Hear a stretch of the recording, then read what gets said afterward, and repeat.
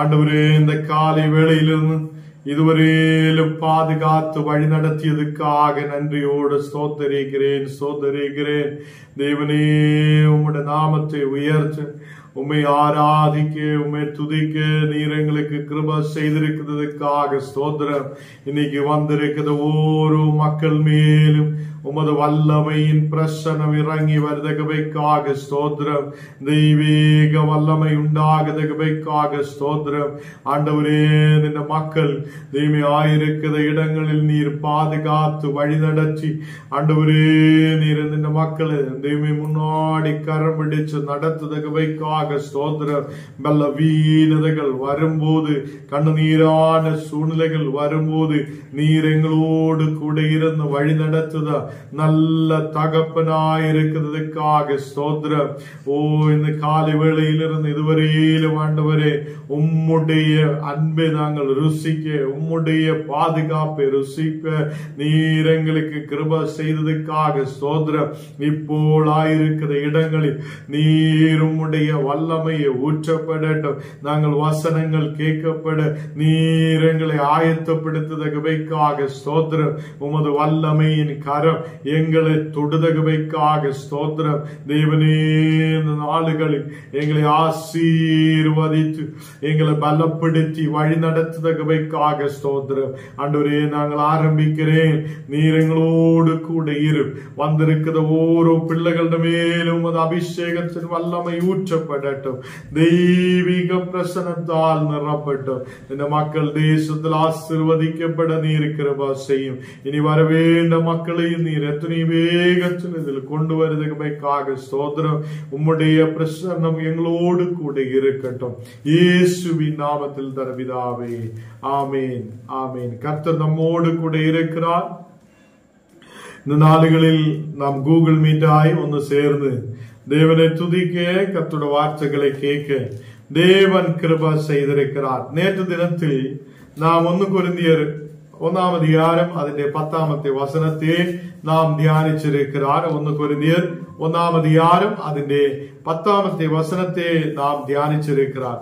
இங்கே நமக்கு வசனத்தில் பார்க்க முடிகிறார், சகோதரரே, நீங்கள் எல்லாரும் ஒரே காரியத்தை பேசுவோம், அது பிரிவினைகள் இல்லாமல் ஏக மனதும் ஏக யோசனையும் உள்ளவர்களாய் சீர் பொருந்தி இருக்கும் வேண்டும் என்று நம்முடைய கர்த்தராகிய இயேசு கிறிஸ்துவின் நாமத்தினாலே உங்களுக்கு புத்தி சொல்லுகிறேன்.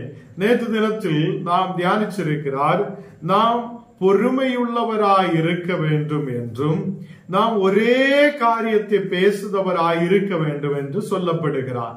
இங்கே நாம் கொரிந்திய சபையில் இருக்கிற பிரிவினைகளும் பிரச்சனைகளையும் பார்த்து அப்போஸ்தலனாகிய பவுல் அவங்களுக்கு ஒரு நிரூபத்தை எழுதுகிறார். நீங்க எப்படி சபையில் ஆயிருக்கணும், சபையில் எப்படி நீங்க ஆயிருக்கணும் என்று சொல்லி அங்கே சொல்லப்படுகிறார். கர்த்தருடைய பிள்ளைகளே, நம்முடைய வீடுகளில் ஆனாலும் நாம் கணவன் மனைவி பிள்ளைகள் எல்லாரும் ஒரே காரியத்தை பேசுதவராயிருந்தால் அங்கே சண்டையும் பிரிவினையும் இருக்காது.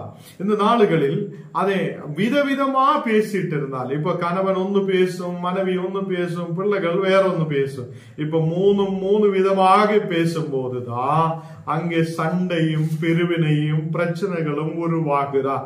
அதே மாதிரிதான் சபைக்குள்ளேயும் நாம் பிரிவினைகள் இருக்கக்கூடாது என்று தேவ வசனம் சொல்லப்படுகிறார். இங்கே வசனத்தில் நாம் எடுத்து பார்க்கும் போது அங்கே நீங்கள் ஒரே காரியத்தை பேசுதவங்களாய் இருக்கட்டும்.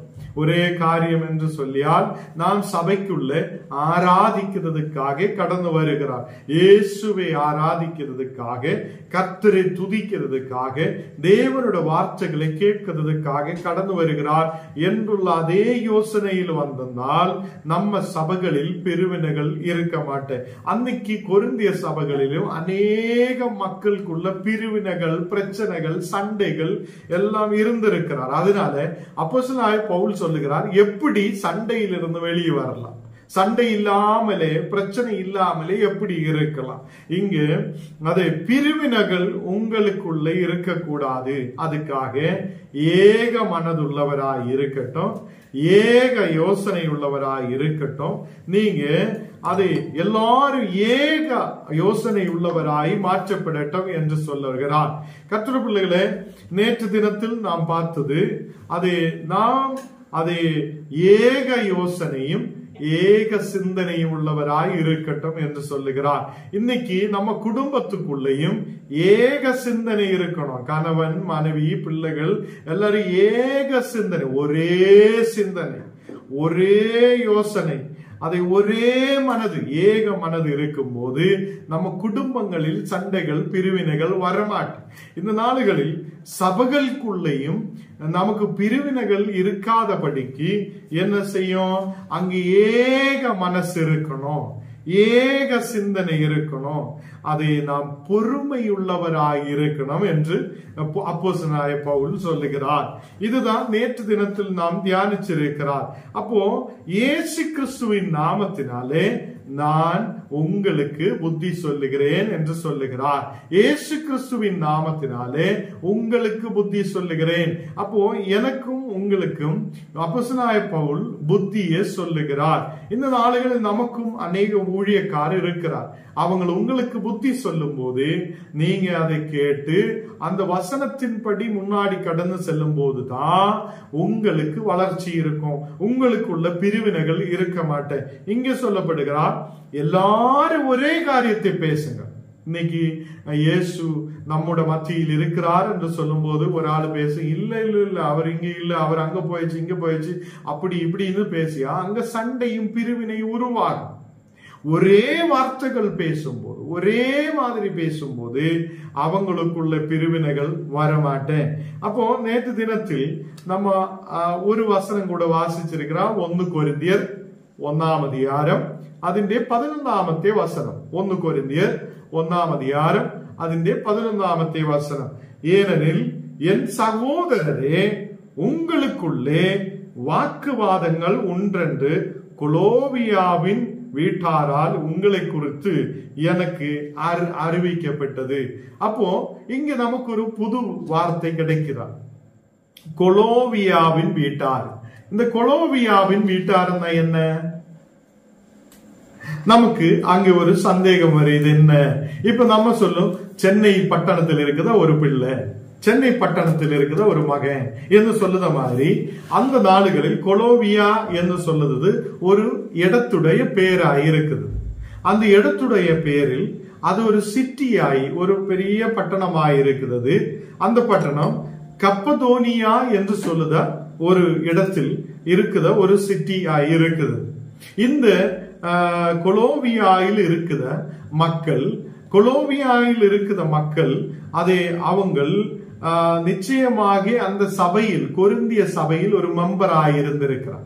கொரிந்திய சபையில் அவங்க மெம்பராய் இருந்திருக்கிறார். அப்போ கொரிந்திய சபையில் இருக்குதா, கொலோவியாயில் இருக்குத அந்த மக்கள் என்ன சொல்லி இருக்கிறார்? அங்க நடக்கிற தவறுகளை எல்லாம் ஊழியக்காரனுடைய இடத்தில் சொல்லுகிறார். அப்போ ஊழியக்காரனுடைய இடத்தில் அது அப்போஸ்தலனாகிய பவுல் கிட்ட சொல்லும் போது பவுல் அவங்கள திட்டியதில்லை, பவுல் அவங்கள துரத்தியதில்லை, பவுல் அவங்ககிட்ட புத்தி சொல்லுகிறார். இன்னைக்கு நமக்குள்ள என்ன இருக்கணும்? புத்தி சொல்லுதவங்க இருக்கணும். நமக்கு ஒரு பிரச்சனை வரும்போது நமக்கு புத்தி சொல்லுத மக்கள் நமக்கு இருக்கணும். நமக்கு ஒரு போராட்டம் வரும்போது நம்மளை திட்டி ஓட்டுதவங்களாய் இருக்க கூடாது. இங்க அப்போஸ்தலனாகிய பவுல் அங்க சொல்லுகிறார், ஏக சிந்தனை உள்ளவராய் இருங்கள், ஏக மனதுள்ளவராய் இருங்கள். அப்போ உங்களுடைய சபையில் பிரிவினை வராது. அதே மாதிரி ஒரே காரியத்தை நீங்க பேசுங்க. எப்போது ஒரே காரியம், இயேசு நமக்காக வந்திருக்கிறார், இயேசுவே நாம் ஆராதிக்க வந்திருக்கிறார், கர்த்தருடைய வசனத்தை கேட்க வந்திருக்கிறார் என்று சொல்லி நாம் அந்த மாதிரி உள்ள தேவனுடைய வார்த்தைகளை பேசுதவங்களாய் இருக்கட்டும். அநேகர் உலக காரியங்களை கொண்டு வந்து சபைக்குள்ள கொண்டு வரும்போதுதான் பிரிவினைகள் உருவாகிறார். நாம் உலக காரியங்களோ பிரச்சனைகளோ நம்ம பிரச்சனைகளோ சபைக்குள்ள கொண்டு வரக்கூடாது என்று அன்னைக்கு இருந்த கொரிந்திய சபை கிட்ட அப்போஸ்தலனாகிய பவுல் சொல்லப்படுகிறார். 1 கொரிந்தியர் ഒന്നാം അധ്യായം അതിന്റെ 12ാമത്തെ വചനം ഒന്ന് വാസിക്കലാം. സത്തമ വാസിക്കാം. உங்களில் சிலர் நான் பவுல் சேர்ந்தவனான் என்றும், நான் அப்போஸ்தலரை சேர்ந்தவன் என்றும், நான் போபாவை சேர்ந்தவர் என்றும், நான் கிறிஸ்துவே சேர்ந்தவர் என்றும் சொல்லிருக்கிறபடியால் நான் இப்படி சொல்லியிருக்கிறேன். இங்கே சொல்லப்படுகிறார், அப்போஸ்தலனாகிய பவுல் சொல்லுகிறார், ஞான் சில விஷயங்கள் கேள்விப்பட்டிருக்கிறார். ஒரு கொரிந்திய சபையிலே 4 பிரிவினர்கள் உங்களுக்கு எதுக்காக வந்திருக்கிறார்? ஒரே உங்களுடைய இடத்தில் உங்களுக்கு ஏன் இவ்வளவு பிரிவினர்கள் வருகிறார்? ஞான் பவுலோസിന്റെ என்ன வாசிச்சிருக்கு சிஸ்டர்? அங்க பவுலோசுட வாசிக்கலாம். ஞான் பவுலுடைய 12ாம் வசனம். உங்களில் சிலர் நான் பவுலை சேர்ந்தவர் என்றும் சொல்லுகிறார் என்று சொல்லுகிறார். அப்போ 4 விதமான மக்கள் 4 பட்சத்தில் இருக்கிறார். இந்த பக்கம் அந்த பக்கம் அப்படியே இருக்கிறது இந்த கொரிந்திய சபையில் இருக்கிறார். அப்போ பவுலை சார்ந்து இருக்கிறவங்கள் என்றும், ஞான் அப்பல்லோவை சார்ந்து இருக்கிறார் என்றும், அதே மாதிரி கேபாவை சார்ந்திருக்கிறார் என்றும், இயேசு கிறிஸ்துவை சார்ந்திருக்கிறார் என்றும் ஞான் கேள்விப்பட்டிருக்கிறார். அப்போ 4 பக்கமும் மக்கள் பிரிந்திருக்கிறதே அப்போஸ்தலனாகிய பவுல் கேள்விப்படுகிறார். அப்போ நம்ம சபைகளில் 4 பட்சம் 3 பட்சம் 2 பட்சம் அப்படியே பிரிஞ்சு இருக்க கூடாது என்று தேவனோட வார்த்தை சொல்லுகிறார். அப்போஸ்தலனாகிய பவுல் இங்கே கொரிந்திய சபை கிட்ட சொல்லுது என்ன? நீங்க ஏக மனதுள்ளவராயிருங்க, ஒரு மனதுள்ளவராயிருங்க. நீங்க அதே மாதிரி இந்த நாளுகளில் உங்களுக்குள்ள ஏன் பிரிவினைகள் இருக்கிறார் என்று கேள்வி எழுப்புகிறார். கர்த்தருடைய பிள்ளைகளே, இங்கே சொல்லுகிறார், அப்போலோவுக்கு பக்கத்தில் ஞான் அப்போலோவோடு கூட சார்ந்திருக்கிறார், ஞான் பவுலு கூட சார்ந்திருக்கிறார் என்று சொல்லி பிரிவினைகள் நம்ம சபைக்குள்ள வரக்கூடாது, நம்ம குடும்பத்துக்குள்ள வரக்கூடாது. அப்போ இந்த நாளுகளில் கிறிஸ்தவ பிள்ளைகளாய் இருக்கும் போது நம்ம சபைகளில் ஒரு ஐக்கியம் உருவாகப்படணும் என்றுதான் அப்போஸ்தலனாகிய பவுல் விரும்புகிறார். அப்போ அப்போஸ்தலனாகிய பவுல் விரும்புவது உங்களுடைய சபைகளில் நாம் ஆயிருக்கிற வீடுக்குள்ள பிரிவினைகள் இருக்கக்கூடாது. பிரிவினைகள் வந்தால் என்ன செய்யும்? நமக்கு ஐக்கியமாய் இருக்க முடியாதவர், சமாதானம் இல்லாதவர். அப்போ இங்கு பவுல் கொரிந்திய சபைக்குள்ள என்ன பார்க்கிறார்? 4 விதமான மக்கள் பிரிவினை, 4 விதமான பிரிவினையை பார்க்கிறார். ஒன்னாமത്തെ பிரிவினை யாரு? ஞான் பவுலுக்கு சேர்ந்தவர், ஞான் அப்பல்லோவுக்கு சேர்ந்தவர், ஞான் கேபாவுக்கு சேர்ந்தவர், ஞான் கிறிஸ்துவுக்கு சேர்ந்தவர். இப்ப நமக்கு தெரியும் அநேக சபைகள் இருக்கிறார். ஒரு சபை இந்த பக்கம், ஒரு சபை அந்த பக்கம், ஒரு சபை இந்த பக்கம், இப்படி அநேக சபைகள் இருக்கிறார். ஏன் இவங்கள் தம்மில் ஐக்கியம் ஏன் வரமாட்டேன்? அநேகர் பிரிந்து பிரிந்து பிரிந்து போயிட்டு கொண்டே இருக்கிறார். அப்போ அதை பற்றி கொரிந்திய சபை கிட்ட சொல்லுகிறார், நீங்க பிரிந்து பிரிந்து போக கூடாது, நீங்க ஒன்றாய் இணைந்திருங்க, நீங்க கர்த்தருக்குள்ள இருங்க. நீங்க ஒரு இடத்தில் இருக்கும் போது ஒன்றையே பேசுங்க, நீங்க ஒரே விஷயத்தை பேசுங்க. குறிப்பிட்ட அது இதுன்னு பேசிட்டு இருக்கும் போது நமக்கு பிரச்சனைகள் உருவாகும். 13ாமത്തെ வசனம் வாசிக்கலாம்.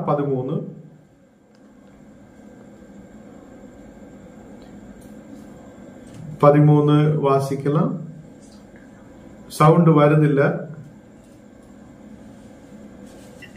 கிறிஸ்து பிறந்திருக்கிறாரா?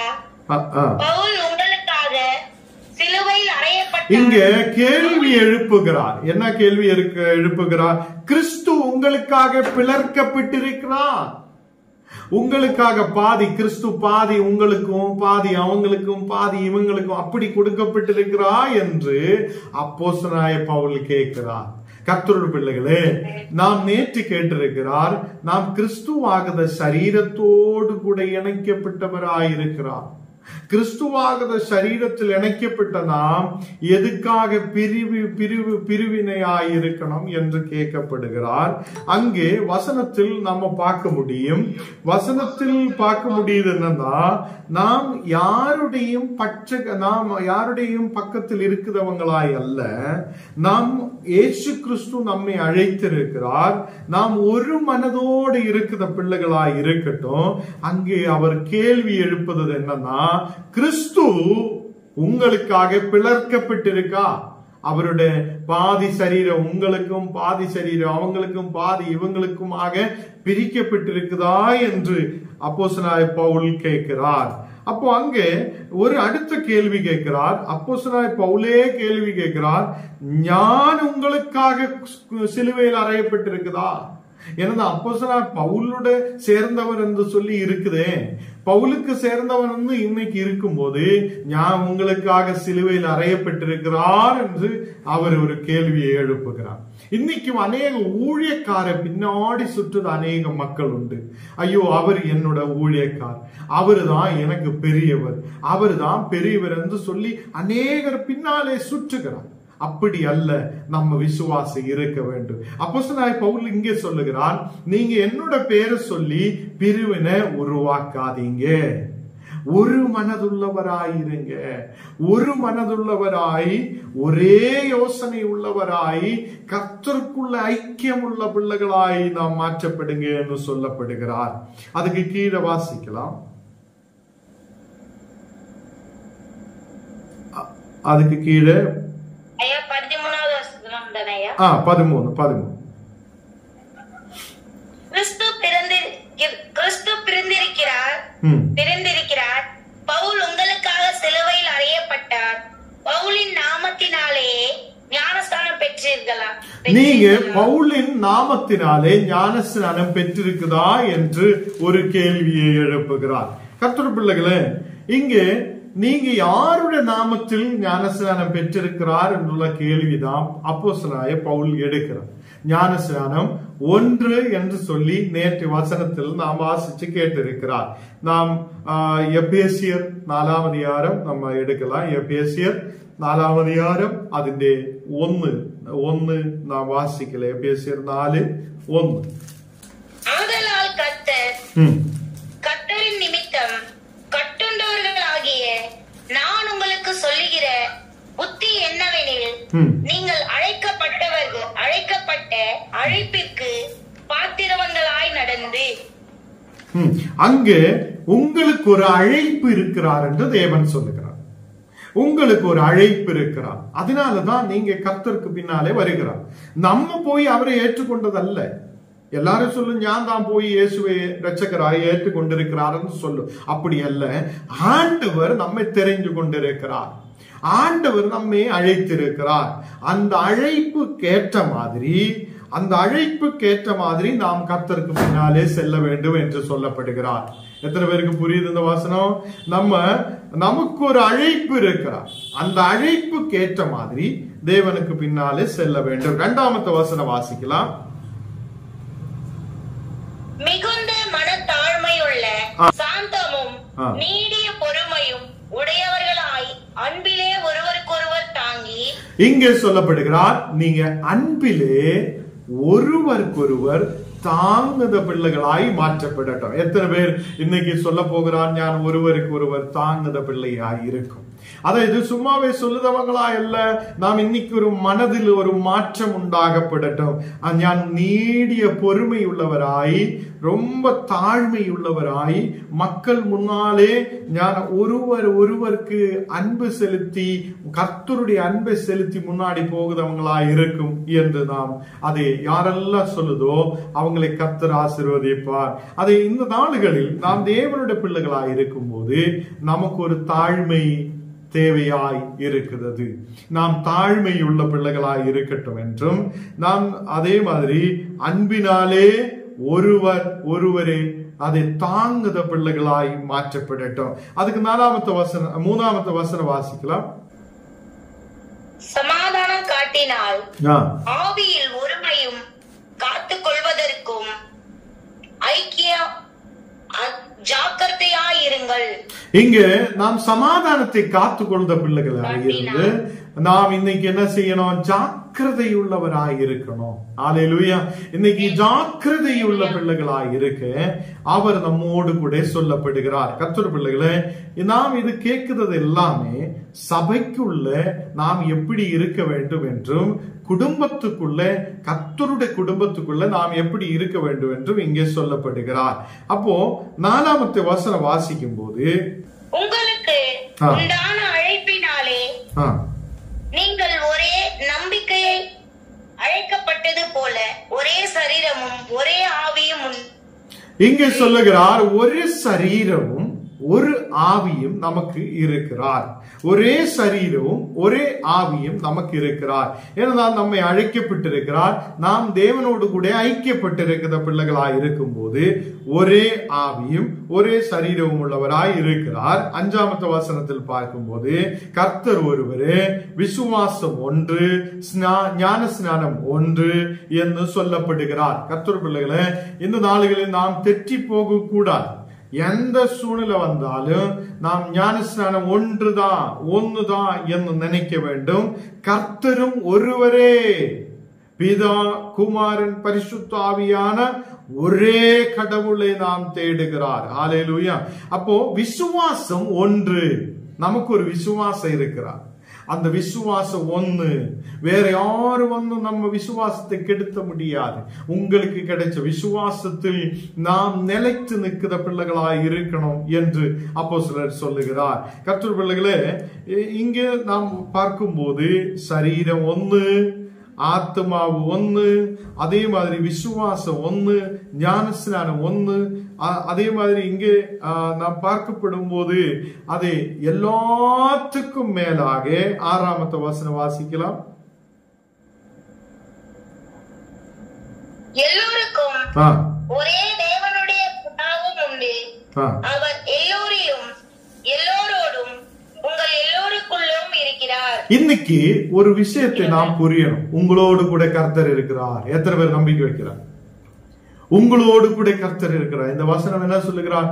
எல்லாரோடு கூடயும் எல்லாற்றுக்குள்ளேயும் உங்களுக்குள்ளேயும் கர்த்தர் இருக்கிறார். ஹல்லேலூயா. நமக்குள்ளே கர்த்தர் இருக்கிறார். எல்லாரும் சொல்லணும், நமக்குள்ளே கர்த்தர் இருக்கிறார். கர்த்தர் நமக்குள்ளே இருக்கிறதுனால் நமக்கு ஒரு தாழ்மை இருக்கும், நமக்கு ஒரு சேஞ்சஸ் மாற்றம் இருக்கும், நாம் ஐக்கியமுள்ள பிள்ளைகளாக இருக்கும், தேவனோடு கூட சார்ந்து இருக்கும். ஒரு ஞானஸ்நானம், ஒரு விசுவாசம், ஒரு சரீரம், ஒரு ஆவி. அதே அந்த மாதிரி ஒரு நல்ல ஒரு விசுவாசத்தில் இருக்கிற பிள்ளைகளாய் இருக்கும். அப்போ நான் வாசிச்சு கேட்ட இந்த இடத்தில் 1 கொரிந்தியர் 1ஆம் அதிகாரம் நாம் இப்ப வாசிச்ச 12 வசனத்தில் பார்க்கும்போ அநேகம் பிரிவினைகள் இருந்திருக்கிறார். பல தரத்திலும் அவங்க பிரிக்கப்பட்டிருக்கிறார். அப்ப சபைகளுக்குள்ள இன்னைக்கு பிரிவினைகள் இருக்கக்கூடாது என்றும், உங்களுடைய குடும்பங்களிலும் பிரிவினைகள் வரக்கூடாது என்றும் அப்போஸ்தலனாகிய பவுல் நம்மோடு சொல்லப்படுகிறார். கர்த்தர் பிள்ளைகளே, இந்த நாளிகளில் இந்த வசனம் கேட்கும் போதே உங்களுக்குள்ள ஒரு பெரிய மாற்றம், நமக்குள்ள ஒரு பெரிய மாற்றம் உருவாகட்டும். இங்கே பவுலோஸ் அதை எதுக்காக நிறைய கேள்விகள் எழுப்புகிறார். அதே பவுலோஸ் கேட்கிறார், ஞான் உங்களுக்காக சிலுவையில் அறையப்பட்டிருக்கா? ஒரு நாளும் இல்லை. இயேசுதான் நமக்காக சிலுவையில் அறையப்பட்டிருக்கிறார். இயேசுதான் நமக்கு தலையா இருக்கிறார். சபைக்கு தலையா இருக்கிறார் கிறிஸ்து. அவர் நம்முடைய சபையாகிய சரீரத்துக்கு, அதே சபையாகிய சரீரத்துக்கு தலையானவராய் இருக்கிறார். ஹல்லேலூயா. இந்த நாளையில கர்த்தர் பிள்ளைகளே, நாம் ஆயிருக்கிற இடத்தில் நாம் விசுவாசத்தில் ஐக்கியமுள்ளவராய் இருக்கணும். நாம் ஐக்கியமுள்ள பிள்ளைகளாய் இருக்கணும். ஒருவனுக்கு முடியாத சூழ்நிலை இருக்கும் போது, விசுவாசத்தில் முன்னேற முடியாது இருக்கும் போது அவனை கரம் பிடிச்சு நம்ம உயர்த்தி விடுத பிள்ளைகளாய் இருக்கணும். விசுவாசத்தில் அவங்களை பலப்படுத்துத மக்களாய் மாற்றப்படணும். இங்கே 14வது வசனம் 1 கொரிந்தியர் 1ஆம் அதிகாரம் അതിന്റെ 14வது வசனம் அப்போஸ்தலனாகிய பவுல் சொல்லுகிறார், ஞானே கொரிந்திய சபையிலே 2 பேருக்கு தான் ஞானஸ்நானம் கொடுத்திருக்கிறார். അത് ഒന്ന് ക്രിസ്പോസിനെയും ഒന്ന് ഗയോസിനെയും ഞാൻ ஞானஸ்நானம் கொடுத்திருக்கு, வேற யாருக்கும் கொடுத்ததில்லை. ஏன்னா யாரும் ஞான் தான் அவங்களுக்கு ஞானஸ்நானம் கொடுத்திருக்கிறான்னு சொல்லி எந்த பின்னாலே யாரும் வரக்கூடாதுன்னு சொல்லி அவங்க அப்போஸ்தலனாகிய பவுல் என்ன சொல்லி இருக்கிறார், நான் 2 பேருக்கு தான் ஞானஸ்நானம் கொடுத்திருக்கிறேன், வேற யாருக்கும் கொடுத்தது இல்லையே என்று சொல்லுகிறார். அதனால உங்களுக்குள்ள எதுக்கு பிரிவினை என்று கேட்கிறார். அப்ப இன்னைக்கு கர்த்தர் பிள்ளைகளே, நமக்குள்ள பிரிவினைகள் வரக்கூடாது. 1 கொரிந்தியர் 1:10 பார்த்தது மாதிரி ஒரே காரியத்தை நாம் பேசணும், ஒரே காரியத்தை பேசணும். அதே மாதிரி பிரிவினைகள் இல்லாமல் ஏக மனதுள்ளவராய் இருக்கட்டும், ஏக யோசனை உள்ளவராய் இருக்கட்டும். இந்த நாளுகளில் நாம் ஏக யோசனை எப்படி வர முடியும், ஏக சிந்தனை எப்படி வர முடியும்? எல்லாருக்கிட்டையும் நம்ம ஒரே மாதிரி பேச, ஒரே காரியத்தை பேச எப்படி நமக்கு முடியும்? கர்த்தருடைய பரிசுத்த ஆவியினால நாம் கர்த்தருடைய வல்லமை பெற்றவங்களாய் இருக்கும் போது நமக்கு முடியும். நாம் நல்ல வண்ணம் மக்களை கவனிக்க, நல்ல நிலையில் அவங்களை கேர் பண்ணி முன்னாடி கொண்டு போக நமக்கு முடியும். அதனால அப்போஸ்தலனாகிய பவுல் இங்கே கொரிந்திய சபை கிட்ட சொல்லுகிறார், நீங்க இந்த நாளுகளில் அதை புத்தி சொல்லுவதை நீங்க கேட்டு அதன்படி நடக்க வேண்டும் என்று சொல்லுகிறார்.